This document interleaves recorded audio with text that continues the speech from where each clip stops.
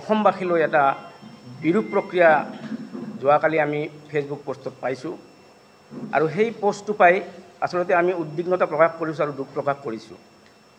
কাৰণ আমাৰ এই বৰপেটাৰ ৪৮ বছৰে ভূপেন হাজৰিকা, খগেন মহন্ত আদিৰে পৰা বিভিন্ন পুৰোধা শিল্পীয়ে ইয়াতে গীত পৰিৱেশন অনুষ্ঠান পৰিৱেশন কৰি গৈছে, কিন্তু আজিলৈকে তেনেধৰণৰ বৰপেটা ৰোডৰ কোনো আমাৰ ইয়াতে সন্মান লাঘৱ হোৱা নাই। কিন্তু এইবাৰ এইটো অজানিতে কিয় এইটো হ'ল তাৰ বাবে আমি দুখ প্ৰকাশ কৰিছোঁ। আচলতে এই বৰপেটা ৰোডতেই ঐতিহাসিক অসম সাহিত্য সভাৰ পৰা, অসম নাট্য সন্মিলনৰ পৰা বিভিন্ন অসমৰ ডাঙৰ ডাঙৰ অনুষ্ঠানবিলাক ইয়াত চলি আহিছে, কিন্তু আজিলৈকে আমাৰ বৰপেটা ৰোডৰ কোনো ধৰণৰ আঙুলিয়াব পৰাকৈ কোনো ধৰণে আমাক অসমবাসীয়ে আমাক হেয় প্ৰতিপন্ন কৰিব পৰা নাই। কিন্তু সিদিনাখন এই বিহুৰ দিনাখন যোৱা 12 মে তাৰিখে যিখন আমাৰ সাৰ্বজনীন ৰঙালী বিহু সন্মিলনত আমি যিজন শিল্পীক গীত পৰিৱেশন কৰিবলৈ আমন্ত্ৰণ জনাইছিলোঁ, আমাৰ চুক্তিমৰ্মে তেওঁৰ লগত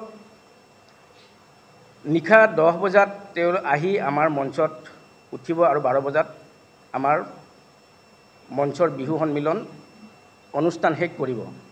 কিন্তু দুখৰ বিষয়, তেওঁলোকে আমাৰ ইয়াত আহি পাইছে 10:45 তেওঁলোকে শিৱসাগৰৰ পৰা আহি পাইছে, কিন্তু তেওঁলোকে আমাক বাৰে বাৰে কৈ আছে আমি আহি পাইছোঁ, অলপ সময় আমাক জিৰণি ল'ব লাগিব, আমি বহুত দূৰ দূৰণিবতীয়া ৰাস্তাৰে আহিছোঁ।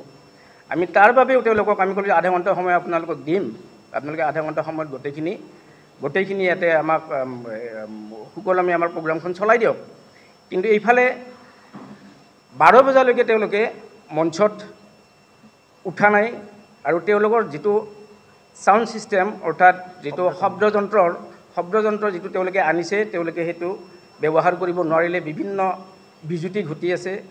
তেওঁলোকে ক'লে যে আমাৰ এইটোত আমি বিজুতি ঘটি আছে, আমি তাত কৰিব নোৱাৰিম, গতিকে আপোনালোকৰ যদি শব্দযন্ত্ৰটো আছে আপোনালোকৰ শব্দযন্ত্ৰটো আমাক ঠিক কৰি দিয়ক, আমি তাতে গীত পৰিৱেশন কৰিম। তাৰপিছত আমি আমাৰ শব্দযন্ত্ৰটো ঠিক কৰি দিলোঁ। দিয়াৰ পিছত আমাৰ যিখিনি দৰ্শক আচলতে 9টা বজাৰ পৰা 10 বা 11 বজালৈকে দৰ্শকে এটা বিহু চাম বুলি তেওঁলোকে আগ্ৰহেৰে বাট চাই থাকে, যাৰ ফলত 12 বজালৈকে যেতিয়ালৈকে আমাৰ শিল্পীজন মঞ্চত উঠা নাই বা গীত পৰিৱেশন কৰা নাই, একচুৱেলি আমাৰ দৰ্শক অতিষ্ঠ হোৱাটো স্বাভাৱিক। অতিষ্ঠ হৈ দৰ্শকে কিছুমান কটু মন্তব্য ৰভামণ্ডপৰ পৰা কৰিছে যদিও আমাৰ সমিতিৰ এটা দায়িত্ব আছে। সমিতিৰ দায়িত্ব হ'ল যাতে কোনো ধৰণৰ অনিয়ন্ত্ৰিত পৰিস্থিতি আমাৰ ইয়াতে হ'ব নোৱাৰে, তাৰ কাৰণে আমাৰ দায়িত্ববোধটো আমি পালন কৰাৰ বাবে মঞ্চত কিছুমান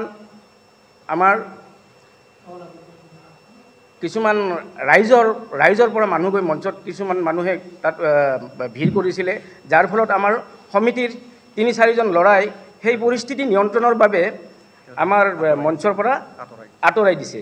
আৰু যিটো ভিডিঅ' ইয়াতে প্ৰকাশ কৰিছে, সেই ভিডিঅ'টো সম্পূৰ্ণ এটা মিছা ভিডিঅ' দিছে। সেই ভিডিঅ'টোত আচলতে আমাৰ সমিতিৰ মানুহখিনিয়ে পৰিস্থিতি নিয়ন্ত্ৰণ কৰাৰ বাবেহে তাত উঠিছিলে।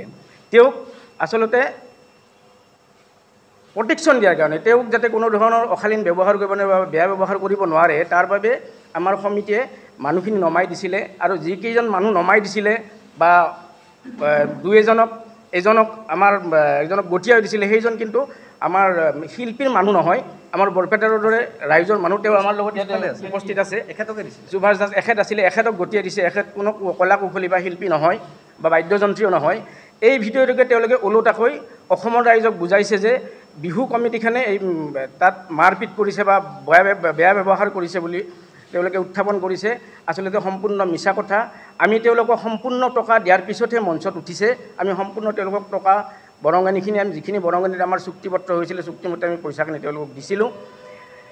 আৰু সিদিনাখন ৰাইজক যিটো মৰ্যাদা দিব লাগে এগৰাকী শিল্পীয়ে, সেই শিল্পীগৰাকীয়ে ৰাইজক কোনো ধৰণৰ মৰ্যাদা দিয়া নাই আৰু আমাৰ সমিতিকো মৰ্যাদা দিয়া নাই। কাৰণ তেওঁলোকে আমি অহাৰ লগে লগে তেওঁলোকক কৈছিলোঁ যে আপোনালোকে এটা কাম কৰক, যদি আপোনালোকৰ শব্দযন্ত্ৰত বিজুতি ঘটি আছে আপোনালোকে ৰাইজক জনাওক, মঞ্চৰ পৰা ৰাইজক কওক যে আমাৰ এইটো বিজুতিৰ কাৰণে আমি অকণমান আমাৰ দেৰি হৈছে বুলি, তেতিয়াও ৰাইজ হয়তো শান্ত হ'লহেঁতেন। তেওঁলোকে সেইটোও নকৰিলে। বাৰে বাৰে কোৱাৰ পিছতে তেওঁলোকে সেইটো ক'বলৈ অপাৰগ আছিলে। আৰু তাৰপিছত এনেকুৱা বিহু সমিতিত ইমান ৰাতি 12 বজাৰ, আচলতে আমাৰ 12 তাৰিখে যদিও আছিলে, আমি 13 তাৰিখে সেই বিহুখন পাতিব লগা হৈছে। 12 বজাৰ পিছত যেতিয়া মঞ্চত এগৰাকী শিল্পী, আমন্ত্ৰিত শিল্পী উঠে, তেতিয়া ৰাইজ অতিষ্ঠ হোৱাটো স্বাভাৱিক। আৰু কিছু ইয়াত তেনেকুৱা ধৰণৰ পৰিস্থিতি নিয়ন্ত্ৰণ কৰিবলৈ আমাৰ সমিতি দায়বদ্ধ কাৰণে আমি তাত হস্তক্ষেপ কৰিবলৈ বাধ্য হৈছিলোঁ। ভিডিঅ'টো সম্পূৰ্ণ মিছা ভিডিঅ' দিছে। সেই ভিডিঅ'টোত আচলতে আমাৰ সমিতিয়ে নিয়ন্ত্ৰণৰ বাবে তাত আছিলে, আচলতে তেওঁক অপদস্থ কৰাৰ কাৰণে নাছিলে। 10 বজাৰ পৰা তেখেতে মঞ্চত উঠিব, 12 বজাত শেষ কৰিব। তেখেতে আহি পালে 11টা বজাত, প্ৰায় 11টা বাজিছে। শব্দযন্ত্ৰ যিখিনি আছিলে তেওঁলোকৰ বিকল আপোনালোকক ইতিমধ্যে তেখেতে ক'লে। তেখেতে ক'লে এটা কথা বাৰে বাৰে কৈ আছে যে 11টা বজাত আহি পোৱাৰ পিছত কৈছে যে আমাক আধা ঘণ্টা 1 ঘণ্টামান ৰেষ্ট দিয়ক, বহুত দূৰৰ পৰা আহিছোঁ। যে বহুত দূৰৰ পৰা যদি আহিছে, তেওঁলোকে শিৱসাগৰৰ পৰা প্ৰগ্ৰাম কৰি অহা বুলি আমাক কৈছে। কিন্তু আগতেতো আমি জনা নাছিলোঁ তেওঁলোকে শিৱসাগৰৰ পৰা আহিব নে বৰপেটাৰ পৰা আহিব। আমিতো আমাৰ লগত কোনো ধৰণৰ কথা নাই। তেখেতসকলে কৈ আছে বাৰে বাৰে যে ইমান দূৰৰ পৰা অহাৰ পিছত আমি প্ৰগ্ৰাম কেনেকৈ কৰিম। আপোনালোকে যদি সঁচাকৈ ইমান দূৰত প্ৰগ্ৰাম ৰাখি বৰপেটা ৰোডত আহিছে, প্ৰায় 400 কিলোমিটাৰ, আপোনালোকে বৰপেটা ৰোডত প্ৰগ্ৰামটো ৰাখিবই নালাগিছিল। কাৰণ কিয়, আপোনালোকে জানে যে শিৱসাগৰৰ পৰা বৰপেটা ৰোড আহি পালে মিনিমাম 12 পৰা 13 ঘণ্টা সময় লাগে। তে সেইটো বস্তু বিবেচনা কোনে কৰিব? আমাৰ কমিটিয়ে কৰিব না সান্নিধ্য ভূঞাৰ টিমে কৰিব? গতিকে তেওঁলোকৰ শব্দযন্ত্ৰ ঠিক নহ'ল। আমাৰ শব্দযন্ত্ৰ ব্যৱহাৰ কৰি তেওঁলোকে প্ৰথমে আৰম্ভ কৰিলে।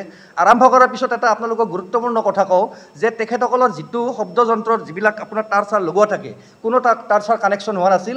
ট্ৰেকত গানটো পাব্লিকক মানে ৰাইজক দেখুৱাৰ কাৰণে ট্ৰেকত আৰম্ভ কৰিছিল। ট্ৰেকত আৰম্ভ কৰাৰ পিছত যেতিয়া আপোনাৰ হাতবিলাক হিলাই আছে, এনেই বস্তুবিলাক কোবাই আছে, তেতিয়া আমাৰ কিছুমান ৰাইজে ক'লে এইবিলাক কি, এইটো কি? তেতিয়া সান্নিধ্য ভাই নিজে এনেকৈ নমস্কাৰ কৰিছে, ভুল হৈছে। তাৰপিছত আৰু নতুনকৈ আৰু আমাৰ কানেকশ্যনবিলাক সংযোগ কৰি তাৰপিছত তেওঁলোকে সংগীত অনুষ্ঠান আৰম্ভ কৰিছে। সংগীত অনুষ্ঠান আৰম্ভ কৰাৰ পিছত কোনো ধৰণৰ তাতে অপ্ৰীতিকৰ ঘটনা ঘটা নাই। আৰু যিখিনি তাতে ঘটনা ঘটিব বিচাৰিছিল, স্বাভাৱিকতে থাকিব পাৰে, কোনো উত্তেজিত লোক থাকিব পাৰে, সেইটো কমিটিৰ বুলি যে তেওঁলোকে প্ৰচাৰ কৰি আছে, তেওঁলোকেতো প্ৰমাণ কৰিব নোৱাৰে। কাৰণ কি কমিটিৰ প্ৰত্যেকৰে একোটা একোটা বেজ আছে, প্ৰত্যেকৰ বেজ আছে। যিগৰাকী ব্যক্তিসকলে মঞ্চত উঠিছিল তেওঁলোকৰতো কোনো বেজ নাছিলে। সেই বেজ নথকা ব্যক্তিসকলক আমাৰ কমিটিৰ লোকে মানে তেখেতসকলক প্ৰটেকশ্যন দিয়াৰ কাৰণে তাৰ পৰা মঞ্চৰ পৰা ধুনীয়াকৈ তেওঁলোকক ওলাই লৈ আহিছে। সেইটো কমিটিৰ মানুহে ভালহে কাম কৰিছে তেওঁলোকক প্ৰটেকশ্যন দিয়াৰ কাৰণে। গতিকে এই ধৰণৰ সস্তীয়া কিছুমান জনপ্ৰিয়তা লাভৰ কাৰণে যদি এইবিলাক কথা কয়, নিশ্চিতভাৱে আমাৰ বৰপেটা ৰোডবাসী ৰাইজ হিচাপে আমাৰ দুখ লাগিব, আমাৰ বিহু কমিটি হিচাপে দুখ লাগিব। কাৰণ সাৰ্বজনীন ৰঙালী বিহুখন এতিয়া 48 বছৰৰ পৰা 2 বছৰ পিছত 50 বছৰ হ'বলৈ গৈ আছে। ইয়াত 48 বছৰ ধৰি যি ধুনীয়াকৈ আমাৰ অনুষ্ঠান হৈ আছে, আজিলৈকেতো কোনো শিল্পী ইয়াতে বেয়া পাই যোৱা নাই। ইয়াতে জুবিন গাৰ্গ আহি গৈছে 3 বাৰ, পাপন আহি গৈছে 2 বাৰ, তেনেকুৱাকৈ আশীষ বৰপাত্ৰ যোৱা 3 বছৰ আগতে আহি গৈছে। বিভিন্ন ভূপেন হাজৰিকাতো বহুবাৰ আহি গৈছে, খগেন মহন্ত ইয়াত বহুবাৰ আহি গৈছে। ইয়াতে কোনো শিল্পীয়েতো আজিলৈকে কোনো এনেধৰণৰ আচৰণৰ বলি হোৱা বুলি আমি জনা নাই বা তেখেতসকলে ক'ব নোৱাৰে। কিয় এতিয়া সস্তীয়া ৰাজনীতিৰ, সস্তীয়া এই যিটো জনপ্ৰিয়তাৰ কাৰণে তেখেতসকলে কিয় ফেচবুকত এইবিলাক কৰি আছে আমিতো ধৰিব পৰা নাই। তেওঁলোকক আমি বেয়া পোৱা নাই। উঠি অহা যুৱক, উঠি অহা যিহেতু সংগীত শিল্পী তেওঁ, আৰু তেখেতৰ ভাল হোৱাটো আমি বৰপেটা ৰোডবাসী হিচাপে কামনা কৰিছোঁ। গতিকে অসমৰ ৰাইজক যিটো তেওঁলোকে বিৰূপ প্ৰতিক্ৰিয়া দিছে তাৰ কাৰণে আমি দুখ প্ৰকাশ কৰিছোঁ। আৰু ভৱিষ্যতে যাতে কোনো অসমৰ চুকে কোণে বিভিন্ন জেগাত তেওঁ অনুষ্ঠান কৰক, যাতে কোনো কমিটিক বা কোনো ঠাইত যাতে বদনাম নকৰে, তাৰ কাৰণে আমি তেওঁলোকক নমস্কাৰ দিছোঁ।